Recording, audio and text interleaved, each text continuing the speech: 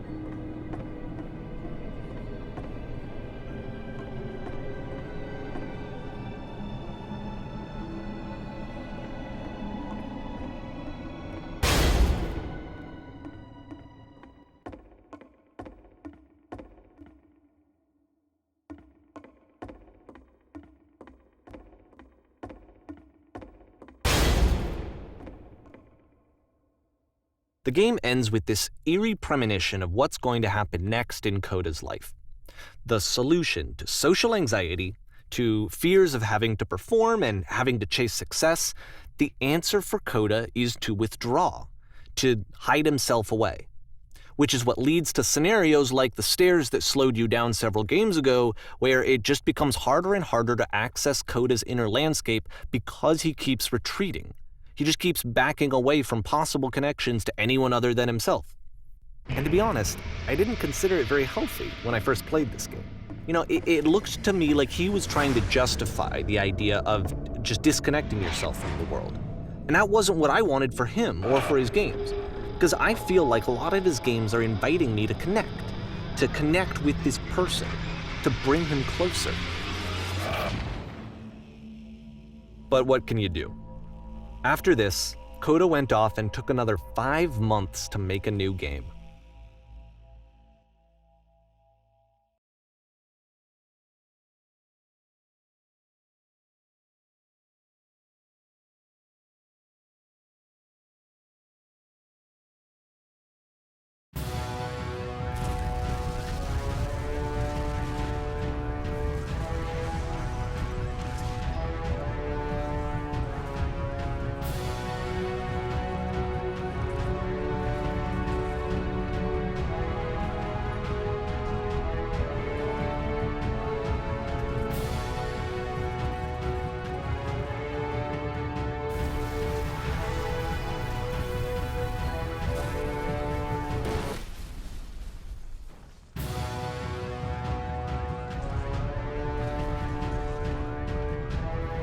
You should probably open your eyes if you haven't already. It's pretty much impossible to solve otherwise.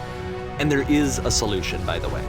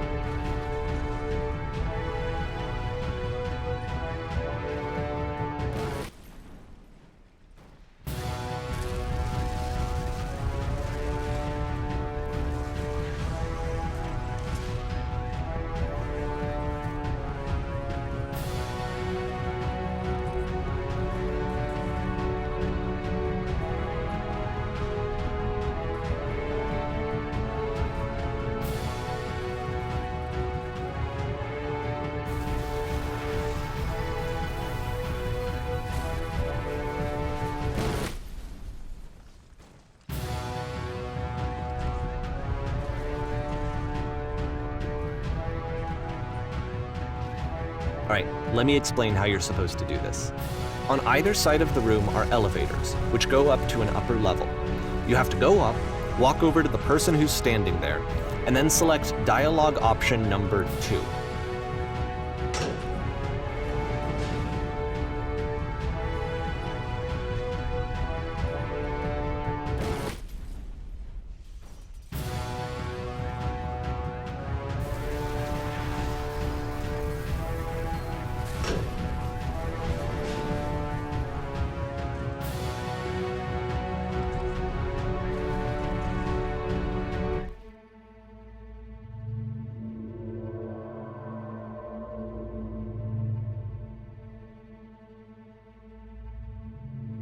Like I said, I was getting concerned. First off, he's never been this explicit in his work about exactly what he's thinking. So where's that coming from? But then even weirder, his work has potentially stopped being an outlet for him. Not like he's having trouble iterating on ideas, but he literally just can't think of new ideas anymore. And in person, he was being a lot more distant than usual. Like, you know how sometimes a person will just deflect anything that you say in order to keep themselves disconnected all the time? It was that kind of thing. Here was the point in my relationship with Coda where I really started to wonder if he needed my help in some way.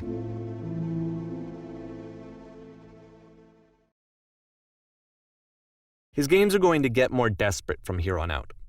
After this game, it's almost 6 months before he finishes something new.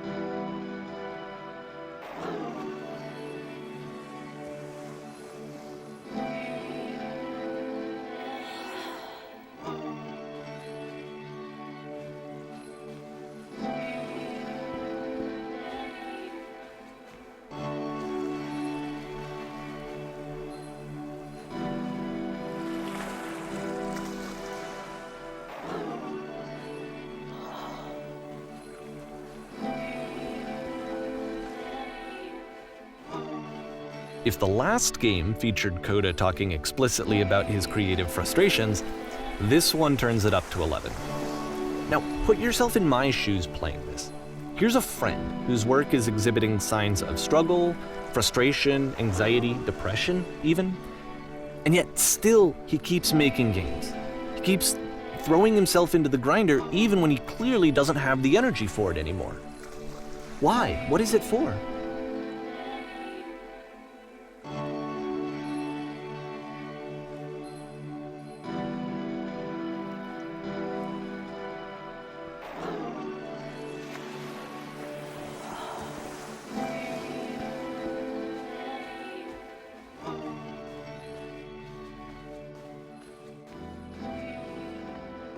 Because from my perspective at the time and just what I knew of him, this was a result of how isolated he was.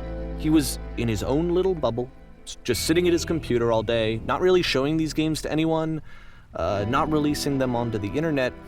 And so he didn't have anyone outside of himself to connect with.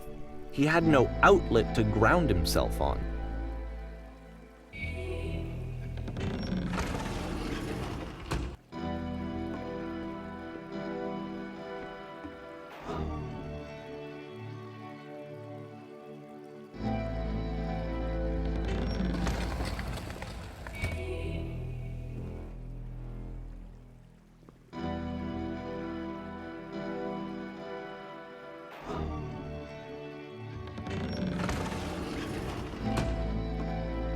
You can't talk yourself out of loneliness. It doesn't work that way. You can't be the one writing both the questions and the answers. Then there's no movement. Then there's no circulation. If all of your anxieties are being channeled into your work, then if the work ever fails, you have no backup and you're just going to crash.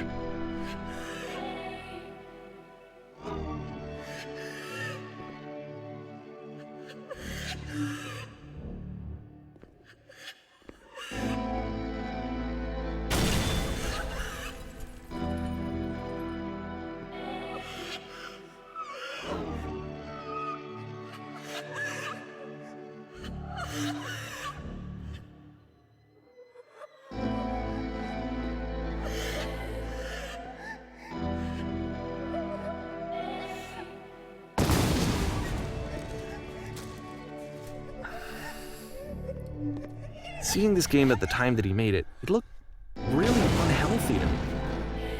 I was watching him do this to himself, and I hated it. I hated seeing him so trapped. It's like, video games are not worth this amount of suffering. This is someone I really cared about, and I used to get so much joy out of seeing him create. For him to suddenly become angry and frustrated like this, it was the worst thing for me. I don't know. This is what I felt at the time. I don't know how else to explain it. I wanted it to stop more than anything. I had never felt so rotten. I needed more than I had ever needed anything for this to stop. But it didn't stop.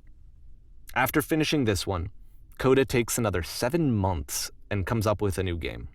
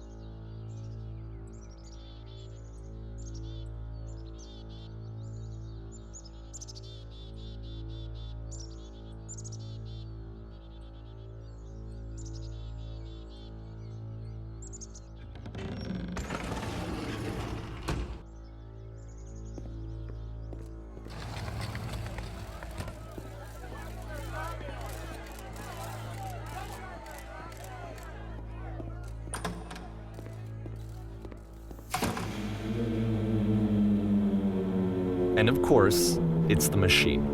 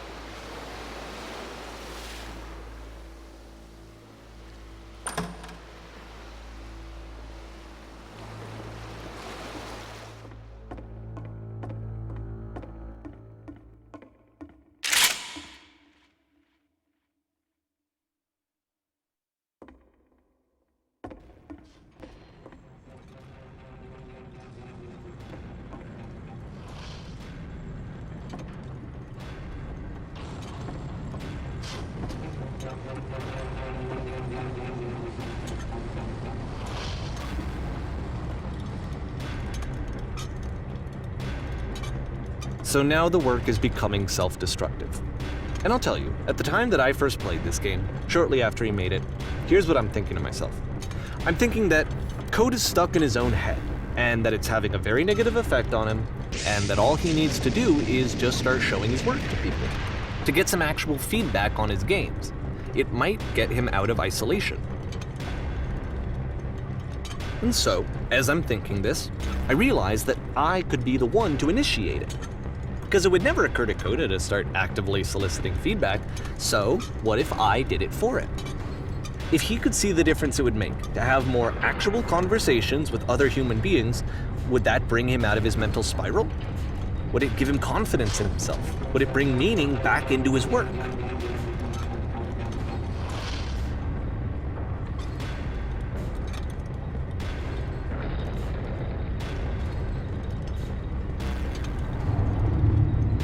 So I started showing Coda's work to people. I took this one, and the islands which you just played, the theater, the notes, the house cleaning game, and some of the prison escape games. I brought them to people that I knew and trusted. I asked their opinions. And the great part is that they really loved his games. You know, the point of it all was just to give him some external reference point, but they genuinely loved his work. There was nothing for him to be afraid of.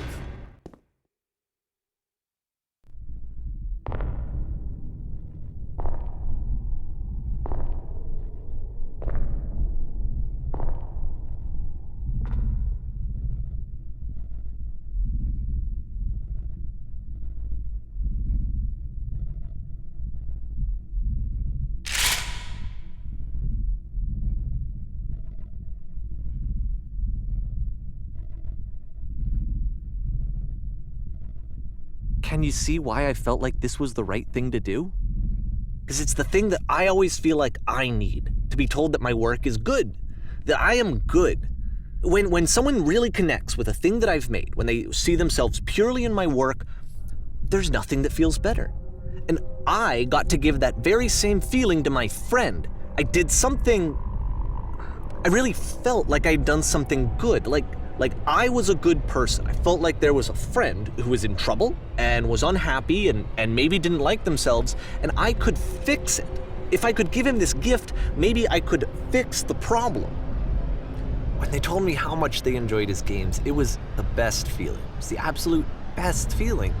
It made me feel so happy, so beautifully, beautifully happy.